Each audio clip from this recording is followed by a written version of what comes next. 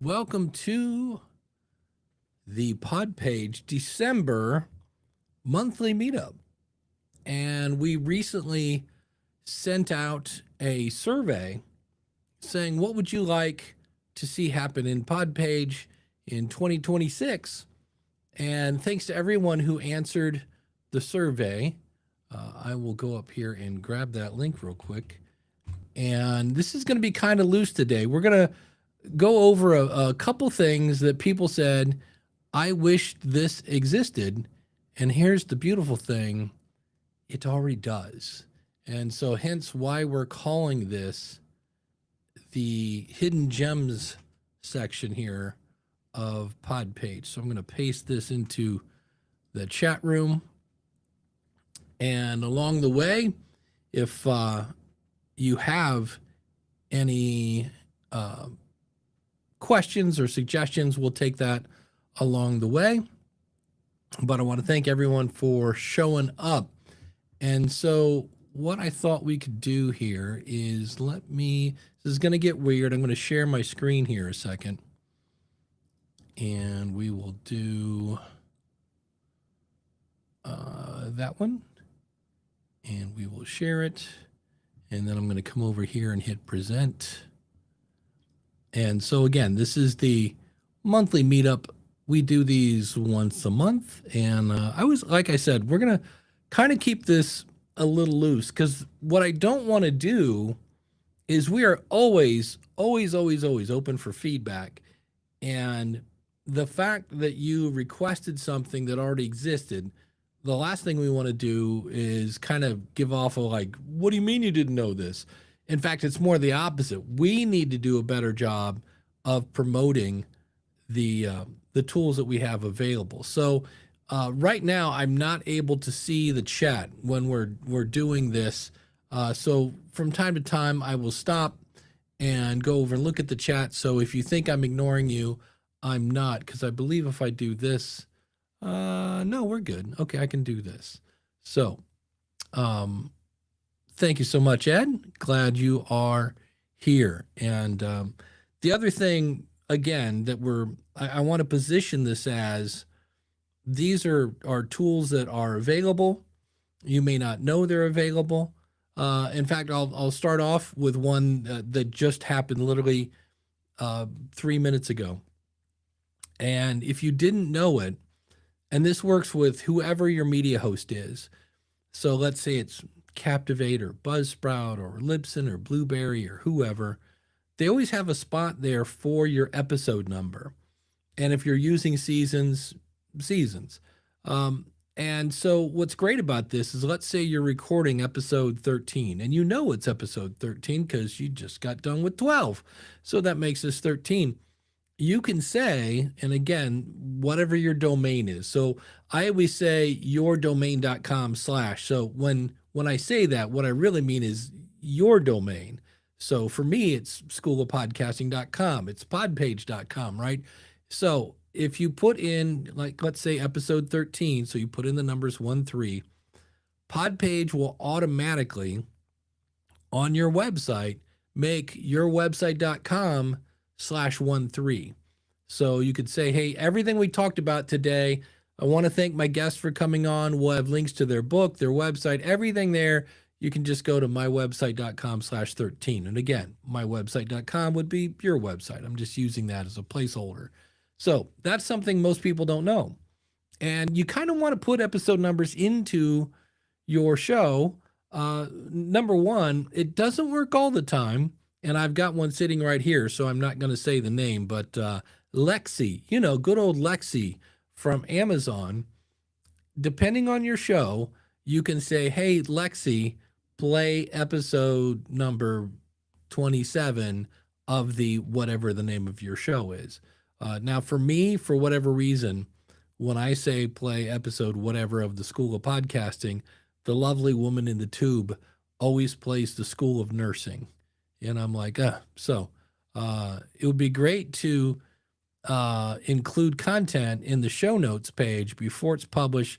That is something, yes, we're going to talk about those. In fact, let me move on to the slides we have prepared here, and we will go through these. So, Yeah, and so the question we asked is, hey, if Podpage could build a service for a problem you have as a podcaster, what would it be? We also asked, and how much would you pay to have that done for you? Because we wanted to see, we're trying to gauge how valuable something is to you. So as I'm doing this right now, I'll kind of pop back and forth, but in some cases, I can't see the chat room as I'm doing this. So this was one. I'd like a better way to collect emails from listeners. And on that note, when a guest fills out the guest intake form, I'd like them to autofill as guest instead of me having to enter them as a guest. And at a minimum, put them on an auto email list. So there are a couple things here. An easy way to collect email addresses. And let me come in here and find a website, because this already exists. We have a very easy way to collect emails. So I'm going to come back here to Riverside and say stop sharing for a second, and this is going to get kind of weird for a second, I believe, because I'm going to say share the whole thing. So we're going to get the fun kaleidoscope. And there it is. We all love that. And so here, if I go into to collect emails, so the first thing is, let me explain this, and then we'll get into the screen sharing. Podpage, our absolute jam is we make pretty websites for people that don't want to learn how to code. That's people say stay in your lane. That's kind of our lane, but also part of our lane is integrating with all the other tools. So for instance, like people have said, I think it's in the next slide, why don't you guys become an email list provider? Well, because MailChimp and Kit and MailerLite and Beehive and Constant Contact, I mean, we could go on and on forever. They've got years of experience ahead of us. And the big part of email is deliverability. And that's just a huge task because people expect when they hit send it to go places, and you have all the spam filters and things like that. So we don't want to be an email list provider, but we make it very easy to integrate yours. Now, if you go, I don't have an email list provider, Dave, should I?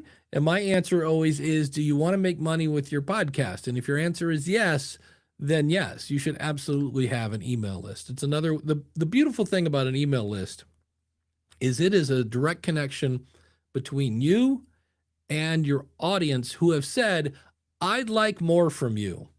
So that's the beautiful part of that. And so what I want to show you is how you can easily add a sign-up form to your website. So here, I'm going to go again. We're going to go back into the weird kaleidoscope action here.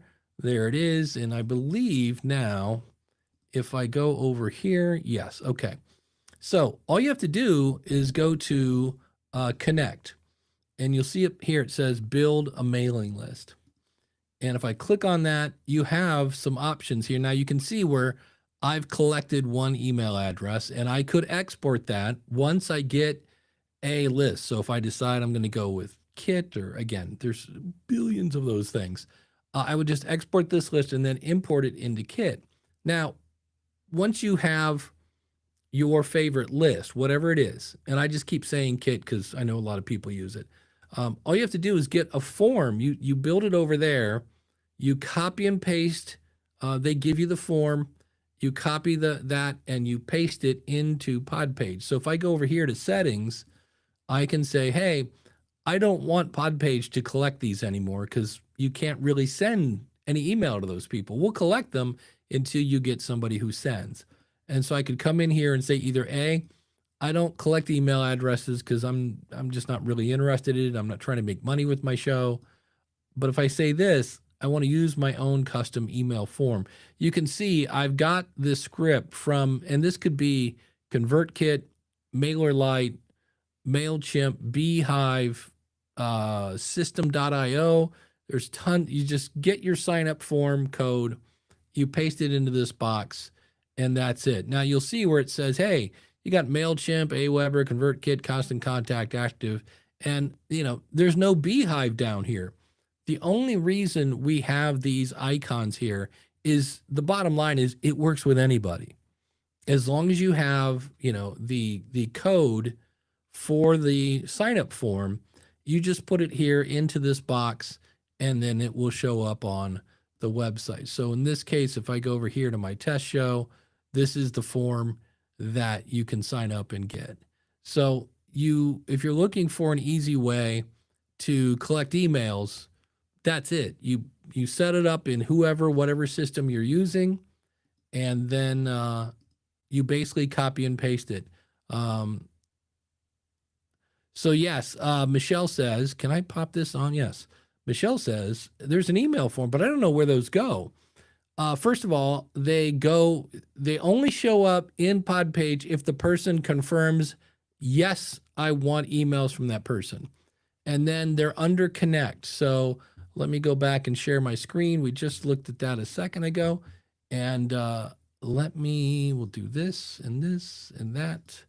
And again, it's under, I keep going to this page and that's not it. It's under connect and then build a mailing list. So you can see here, I have one person, which is me, because this is, if you haven't figured it out, this is a test show. And so they're here and they only show up here after they double confirm, yes, I want, and that's to be legal in the UK, right? The GDPR stuff. And so you can export that list here and then move it to, if you want an actual email list. And again, a lot of people use MailChimp. I'm a big ConvertKit guy, but there's MailerLite if you're looking for something a little cheaper. Substack, you could use Substack if you wanted. So that was the first one that came up, and I was like, oh, wow, we actually already do that. So you don't have to, we don't have to build that. It's already in existence. And I'm trying to get me more where I was, but all right, we'll live with that. Let me go back here and we'll talk about the next feature. That's a hidden gem. Here we go. And that is also the ability to connect MailerLite, which remains kind of kludgy, I believe is how you pronounce that, but is their best price to getting any better. So what I want to do here is I'm going to stop sharing, then I'm going to share my whole screen. It's going to get kind of goofy again when we do that. And I'm going to open up, if you go to podpage.com, podpage.com/YouTube, that will take you right to our channel. And if I go here and say, hey, MailerLite, we have a video on that. We also have, if I type in Substack. Now, again, what's the difference between adding MailerLite and Substack? Almost nothing. Copy and paste the form from whoever into Podpage. But we have probably 80 videos on our YouTube channel. We're close to it. And these are all really, really short. I just did one, like this one's 5 minutes. Our monthly ones obviously are always a little longer. Here's one about the mobile settings. That's 2 minutes. Here's one about a better way to search in Podpage. That's 1:45. So these are all really quick with the goal of, and I just realized you guys are not seeing the YouTube channel. Let's try that a second. Screen. We'll just go over here. Yeah. So our YouTube channel has, again, a lot of videos. So if I just came in here and typed in MailerLite, there it is. If I typed in Substack. Now, we don't do this for every, there's so many of those. Would help if you spelled it right. Substack is their competitor. There we go. And so we have a lot of videos on our YouTube channel.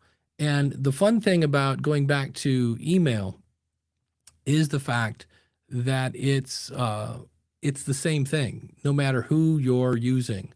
So you can just go into your email tool, make a form, make it pretty, and then copy and paste the form into that little box under Connect, build your mailing list, and you are good to go. So that makes life a whole lot easier. Again, when it comes to emails. And the other one here, just to reinforce this point, because we see this a lot, and that is someone again says incorporate more newsletter apps we can use. We have them all. The only reason we put the pictures of the logos is because everybody was saying, hey, does this work with MailChimp? So we put up a MailChimp, and then somebody said, does it work with Constant Contact? Yeah, because we had said it works with everyone.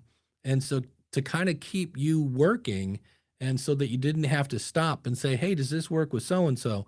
We just put up the most popular mailing programs. But the bottom line is it works with anybody. So that's the good news. And if you need help with that, as always, you can email support at podpage.com. You can set up a live call if you want me to help you walk you through that. Happy to do that. Now, this one's kind of long. Content grouping. If you could have a built-in, if you'd like this, you might also like section on each episode page that uses tags or keywords to recommend 2 to 3 related episodes.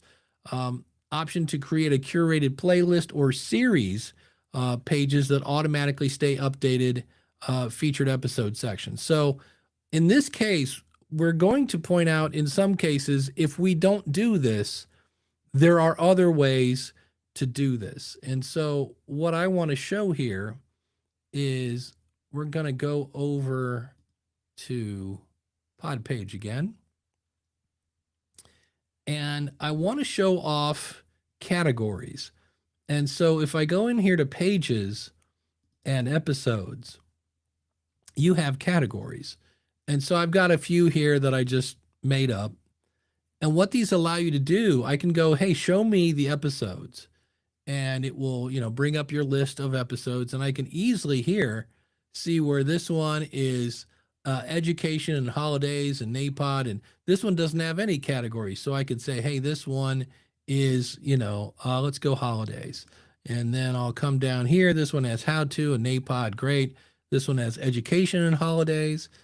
So you can easily, like here, this one doesn't have any, and I'll say, let's add you again to the holidays since we're in the holiday season.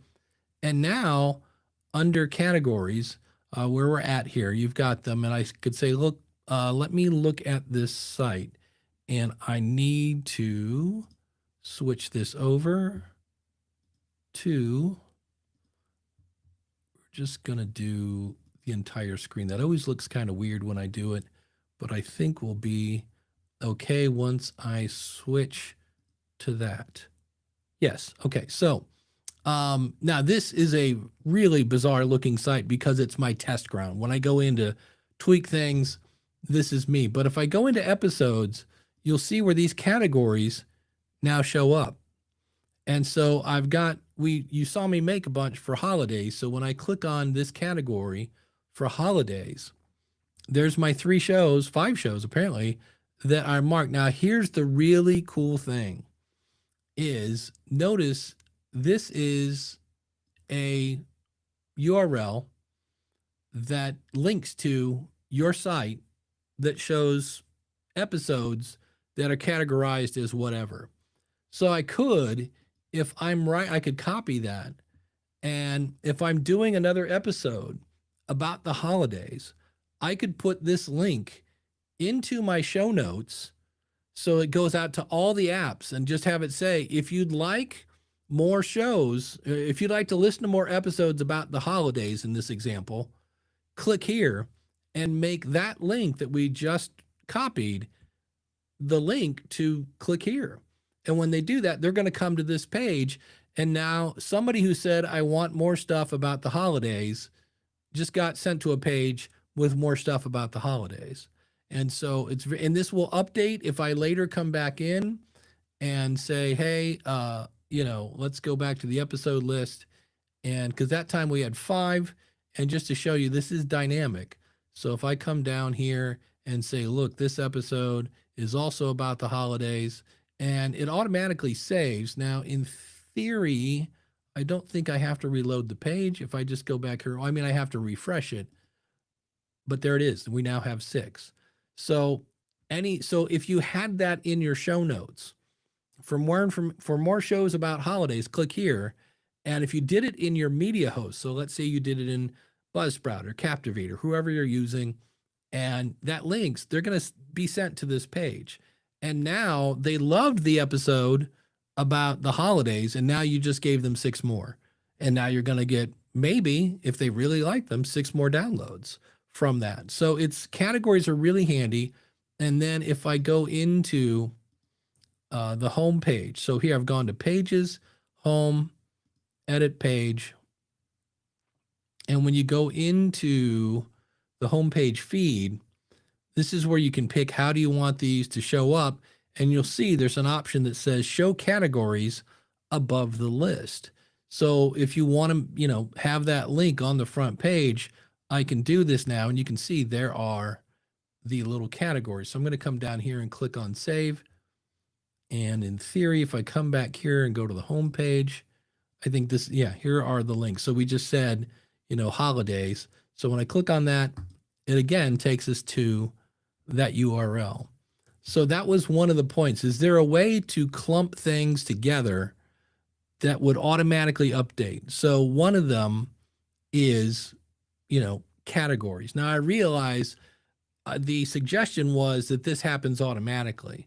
Like Podpage would somehow know, oh, they clicked, holidays as a category. I should put a phrase, want more episodes about holidays? Click here.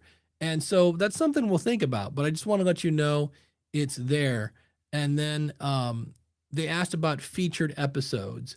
And so here again, I'm going to go back to Podpage. There we go.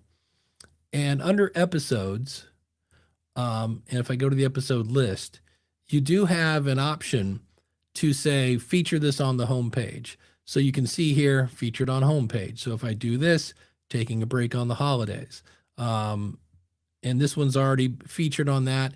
If you ever have a show or an episode that's really old and it's really outdated, it's not like if you go in and delete it, remember that, let me turn this off a second. Here we go. Remember that Podpage is, there we go. Remember that Podpage is just a mirror. So if this is Podpage of whatever is in your media host. So if you had 3 episodes, Podpage would have 3.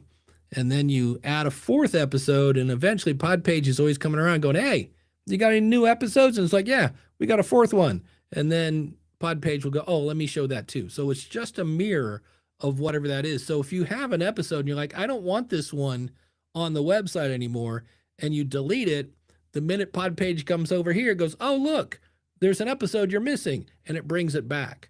And so you're like, how do I get this off my website?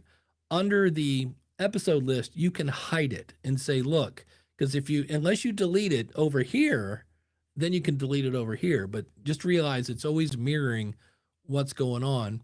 And so you can easily then say, hey, I would like to feature this, because if you think about this, most of us have Podpage set up to display whatever the last episode was. Well, we know which episodes work best, and we hope, right? Fingers crossed that this episode really, gets people talking about the show. But I can also go look into my episodes and see, wow, this one I remember once I did a weight loss show, and the title was Overcoming Procrastination. And that was the phrase that pays, apparently. Everybody's going to go do an episode now called Overcoming Procrastination, except they never got around to it. Hey, bump. And, but nonetheless, I could see where that was a really popular episode. So you might go into your episodes in your media host where you can see what was the most popular, and that's how you make your featured on. Or if you have maybe you're doing whatever your subject is, you have like a getting started with whatever your subject is, things that you want people to click on first. And so that's where you can say featured on the home page here. And then all you have to do is go into the home page, go into edit page. If I can get my mouse I'm clicking on the left mouse button. And then you can come in here and you have the options to here for featured episodes. And you could say, I want this on. So if I turn that on, that will show up. And then down here, you can say the title for featured episodes. Cause I think it says, is it going to show it? No, I got too many on my demo here, but I could say start here, right? Except I would want it without a typo.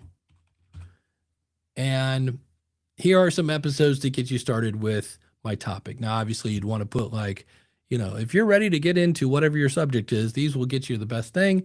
You can see how many episodes for the grid layout. So here I've got 3, et cetera, et cetera. And then down here, if I click on save, I can, if I go back to edit the page, you can choose where do you want that featured section to be? Because you have this down here, change section order. And so I could say, look, put the featured episodes at the top. And there it is, start here. There's 3 at the top. So if you don't want featured episodes, you just turn it off. And then when if you want to tweak them or whatever, you can come back here. And feed is just the name for your episodes. So here's remember we just turned the categories on here. And if I want my newsletter above that, I could say, look, let's have our top episodes here.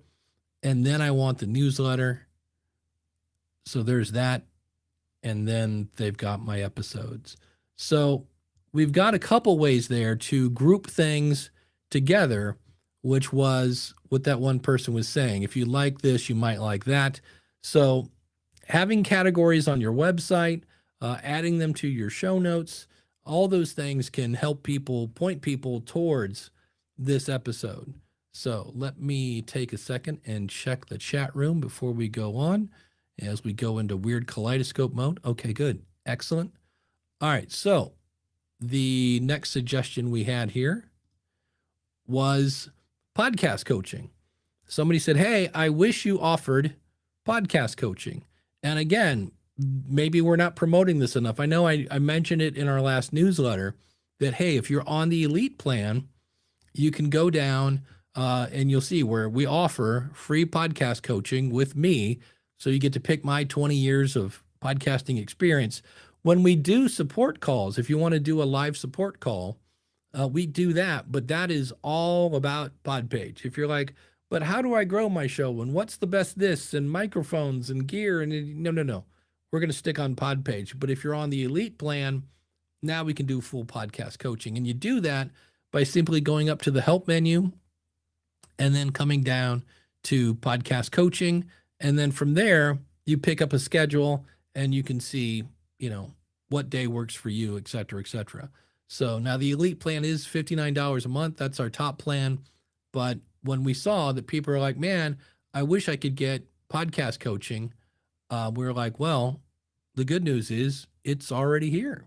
So that's always, we love stuff like that. When somebody goes, hey, I wish you guys did this. And you go, oh, we already do. Like I said, part of us goes, we're not promoting that enough if people are saying, I wish you did this.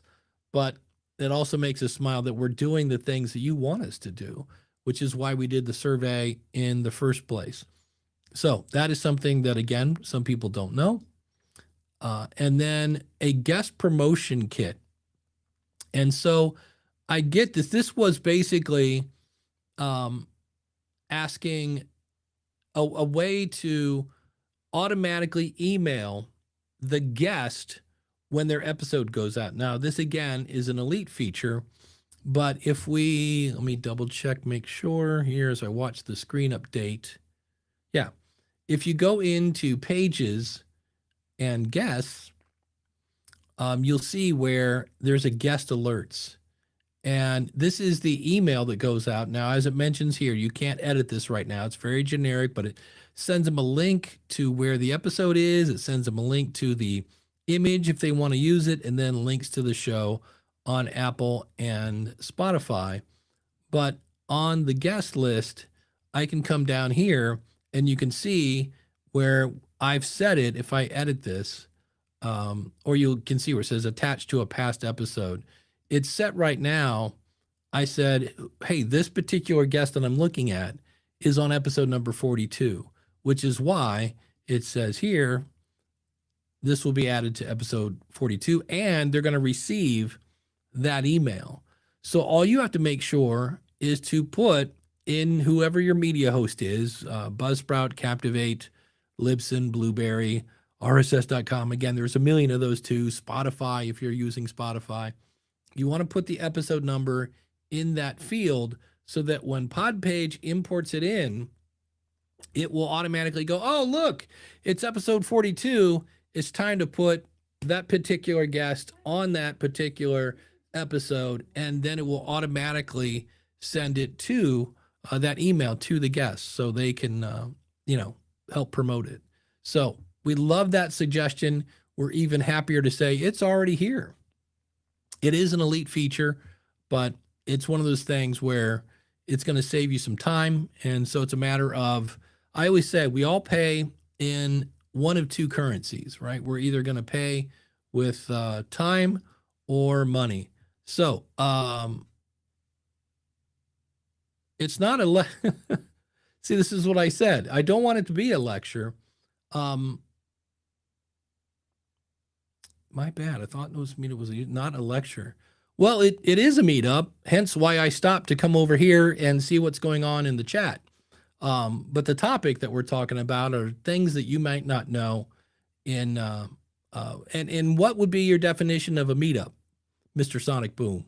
Because again, we're always open for feedback, and I need to take a sip of water. So he may have already left.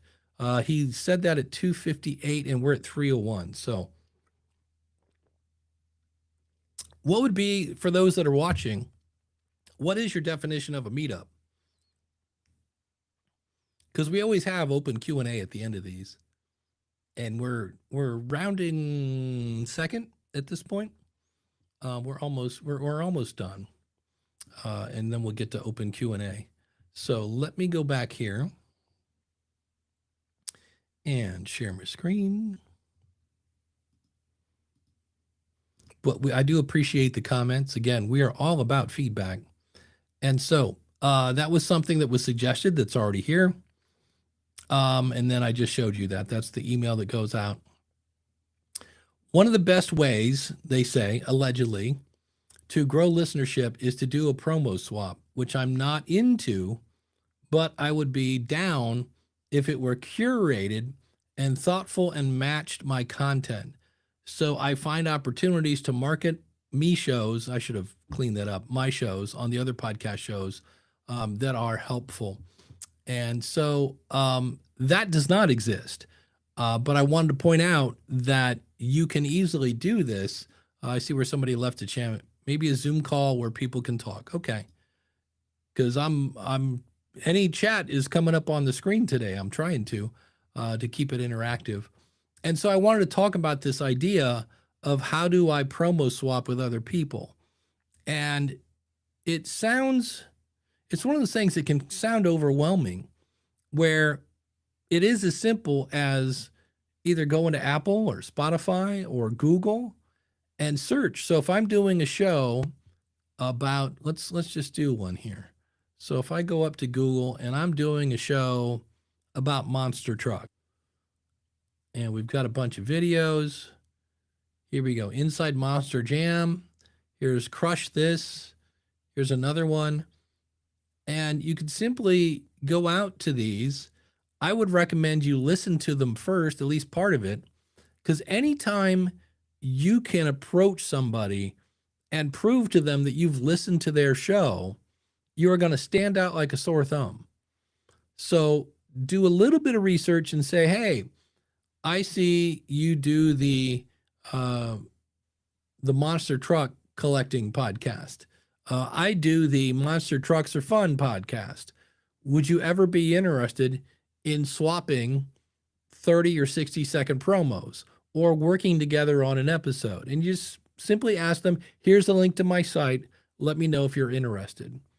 And so I realize you're like, yeah, but I got to go find them. It's really not that hard. You just can basically type in your topic and the word podcast, and that will come up.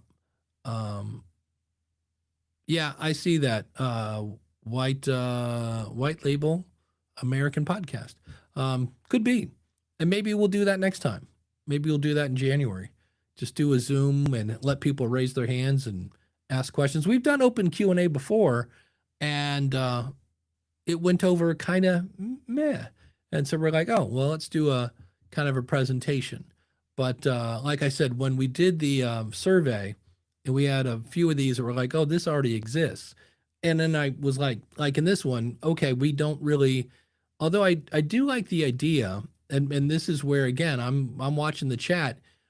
If you wanted to, that, I don't know about you, but that drives me nuts, the kaleidoscope look.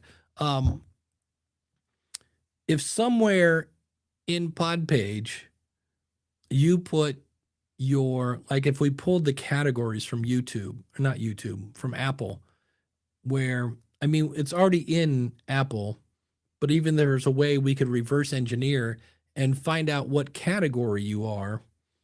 Because the problem is then you run into making a directory. Here's all the sports podcasts. Here's all the basketball ones. Here's all the women. It's because the fun part of podcasting is there's a podcast about everything. And so when you try to make a directory of that, it can be kind of overwhelming. That's why you have Apple Podcast and the podcast index. And that's why Google is great at just like, can you give me a list? Or if you go into Apple, you'll see where there's if people listen to this, they also enjoyed this. And that's a way where you can look at those. And here's a little growth. It's a kind of a passive aggressive way of growing your show. Find your competitor and follow them. Why? Because then it's a much better chance that when somebody goes to their show, it'll say, oh, people that follow this show also listen to, you guessed it, your show. So by following your quote competition, because there's really no competition in podcasting, that's a way that you can show up at that bottom list. So I appreciate that. So promo swaps back in the day, like the early days of podcasting, everybody did promo swaps. I don't know why they kind of went out of, they're just not as fun, I guess we could say, or popular as they used to be. This particular suggestion came up, and I thought I would share it, and that is discoverability for small podcasts. And I was like, I think we've all been saying that for quite some time. And really, what I always want to point out every time I hear, and look, I'm a person just like you that's like, man, I wish I had more followers on my show. And when people say there's a discoverability problem in podcasting, there really isn't. What they're saying is there's a discovery of my podcast in podcasting. Because if you think about the popular shows, they're kind of not hard to find. If somebody came to me and said, go find the Jordan Harbinger show, and I'm like, who? And they go, Jordan Harbinger. And I'm like, oh, okay. So I would go into the app or Google and type in Jordan Harbinger, and what do you know? He's right there. Click on it, follow the show, and we're there. Here we go. We got a comment coming in. I do a daily show, Sunday through Friday, business newscast. How about setting up a date to feature you in the interview section? Would be 18 to 20 minutes. Yeah. Schoolofpodcasting.com/contact, or just my email is schoolofpodcasting@gmail.com. Please don't bomb me. I got bombed last night. Have you guys ever had this? I had somebody sign me up for no less than 40 to 50 like magazines and email lists. I was just sitting there and it was just like ding, ding, ding, ding. And I'm like, what is that? And it's just, thank you for subscribing. Please confirm your email. And I was like, have I been hacked? And somebody said, oh, that's just a thing people do. It's a prank. And I go, it's a time consuming prank. So yeah, this is the thing. When it comes to interviews, I don't say no. And people are like, wait, what? You go on anybody's show? Because so many people, and this is just my opinion, I think they miss the true value of interviews. Because we all think, oh, I'm going to interview big name, and that big name will send their big audience to come listen. And that's true with an asterisk. So I'll give you an example. I started podcasting back in 2005. And so a lot of people will go like, how was podcasting back in 2005? And the too long didn't read answer is it kind of sucked. And so I will explain how it was much harder and it's much easier now. And I've answered that question, and I'm happy to answer that question. But my audience, my quote big audience, has heard that story about 15,000 times. So I am less likely to. I always share it no matter what it is. But if somebody really asks me different questions that I haven't talked about, I'm much more likely to really promote that than the same old. Pat Flynn was just announced as being inducted into the Podcaster Hall of Fame, and Pat has a really cool story where he got fired as an architect, and then he created this ebook, and it went crazy and went online, and he started a blog, and then he started a podcast. Well, Pat has told that story 8 million times. And so if I interview Pat, which I have, I didn't ask him about that, because if I asked him about that, I know his audience isn't going to want to listen to that. I had to give him a new thing. So the discoverability thing is, I also say we're in the same business as the movies. And you're like, how is that? Well, if you look at the movies, they write a script. So they get focused on what they're trying to say. They then create the content, they edit the content, and then even Ron Howard, little Opie Cunningham, that guy will sit, and he's won so many Oscars and Emmys and all that stuff. He will not release a movie until he sits in an audience and watches it with them, because he knows when they're supposed to laugh and when they're supposed to cry and gasp and all that stuff. And once he sees that he's getting the right reaction from an audience, only then will he release it to the public. And so a lot of times, and I get it, boy, our first episode, you're like, oh, I just want this thing out. And you're going through the learning curve and you're like, ugh. And when it finally gets done, it's the first thing you've ever recorded, and you throw it out to the world and then wonder why it doesn't grow. And if you think about it from a different aspects, right? The book behind me, the red one, is my book, and that went through 5 different edits. If you look at athletes, they have preseason. If you look at actors, they have dress rehearsals. Athletes have preseason. So when you release the first thing you did, that might be a rough draft and you didn't realize it. So, but in the movie industry, their whole goal is to get it into the theaters, spend a boatload of money on promotion, and then hope that everyone that comes out of the movies will tell their friend, you've got to go see this movie. And that's kind of where we're at. We make the best content we can. We promote it on social media, it's not a great venue, because we're trying to get people to stop the scroll, and that's almost impossible, let alone click this and go watch something over here or listen to it. But we promote it hoping that they will then tell a friend. And so I understand that, is there a way to help get discovered? But that's where, don't look at your quote competition. We talked about swapping promos. Some of my best friends are quote my competition. And we used to just talk about each other's shows. It wasn't even organized. I would just be like, oh, Daniel J. Lewis from the Audacity to Podcast mentioned this on his show. And then Daniel would mention Ray Ortega from the Podcaster Studio. And then Ray would mention the School of Podcast. And we just kind of kept talking about each other. And then eventually we made a show where all 3 of us, kind of like Power Rangers, would get together. And we did a show called the Podcasters Roundtable. So don't look at your competition as competition. These are people that you can network with, you can cooperate with. Because if this was radio and we were all on at 7:30 in the morning, that's competition.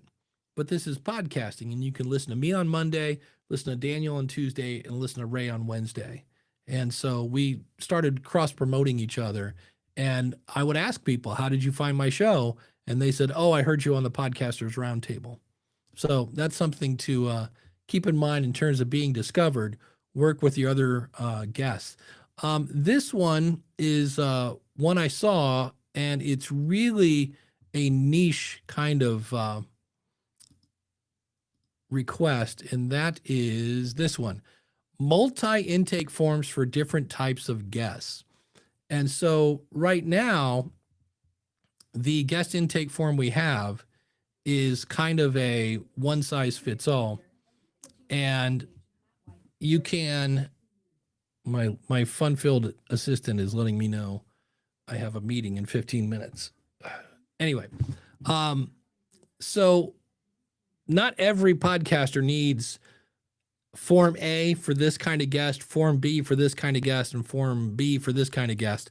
So there are multiple free forms out there. You can go to forms.google.com if you want your own form that's super niche for each person.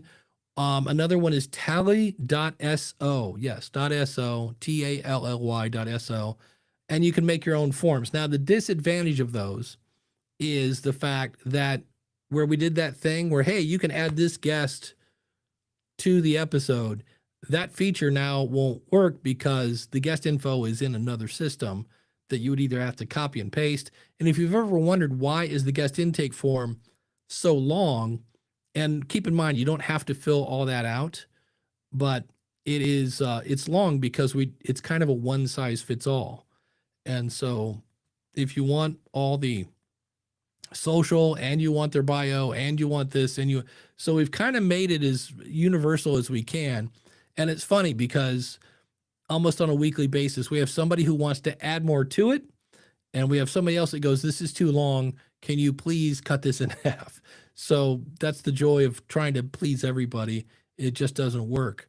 The other one here I thought I would talk about, and then we'll just, if you have any questions, get them ready because we're going to do that here in just a second. But somebody asked this question and I was like, I get it, but create a video version of the podcast, not just a squiggly line, which is typical. Use AI to create images over the audio so it produces something watchable on YouTube. So I found one. It's called Wondershare. If you go to supportthisShow.com/Wondershare, and that is my affiliate link because why not? And what it does is you upload an audio and then it finds a bunch of B-roll, and that is better than just your static kind of image. However, I always say when people go to YouTube, many of them are looking for actual video. And so in the same way that audiograms worked for a little bit until they didn't because everybody went, oh, this isn't really a video. I think something like that just made a B-roll. I don't know how that would go because I think people are looking for somebody talking at a camera. And then you could add B-roll, but if there's no person talking at the camera ever, I don't know. But Wondershare can do that. I've heard of that company before. I've never personally used it. But with that, that's the suggestion. So again, to just kind of run those back a bit, we were talking about the fact that you can add an email list from any company. Doesn't matter who it's from. You can do that. Also, a lot of people don't realize that we make these short links. So once you have something in the newsletter section, again, that's other connect, you can just go to mywebsite.com/newsletter to sign up. Instead of saying, go to the website, click on newsletter at the top and fill it out. You can just say, go to mywebsite.com/newsletter. And it doesn't really matter who it is, whether it's MailChimp or Kit or whoever. We talked about categories on an easy way to group things together, and you can add those in your menu. You can add them on the homepage. It just makes it easy. We talked about featured episodes on your homepage for making a kind of a start here section, and that's really easy to set up. Somebody had asked about podcast coaching.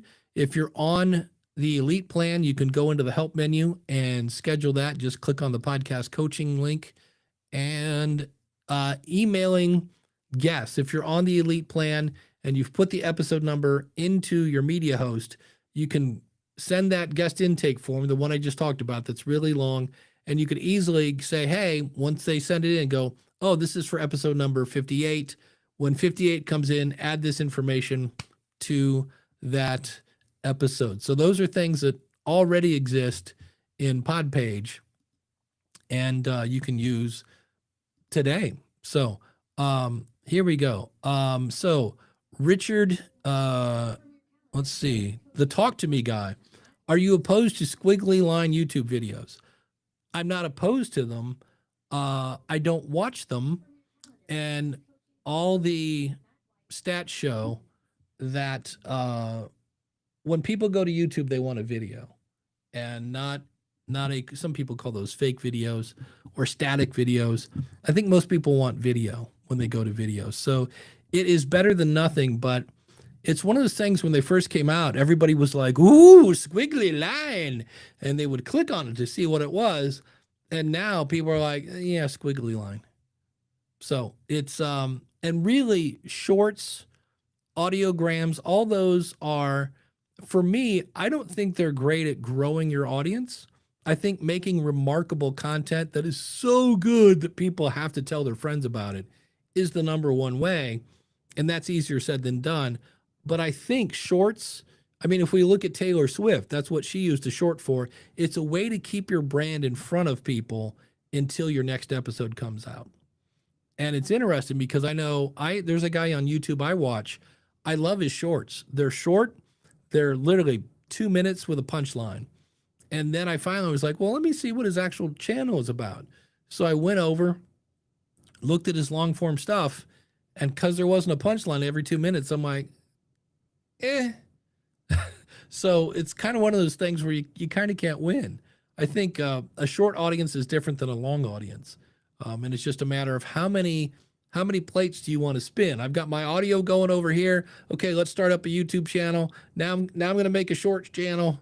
You know, it's like, how many of those can you, there's a study that just came out from Sounds Profitable, and they said they think that a lot of people started video podcasts, which are really just YouTube, because they thought they had to, and that they often quit because, you know, now I'm going to obsess over my background. I got to get lights for my ceiling. I got to get a camera. I might need a teleprompter. You know, it's a lot more gear. It's a lot more expensive. It's a lot more time. And then they start and they're like, oh, wait, I'm not on Jimmy Fallon yet. And so they quit.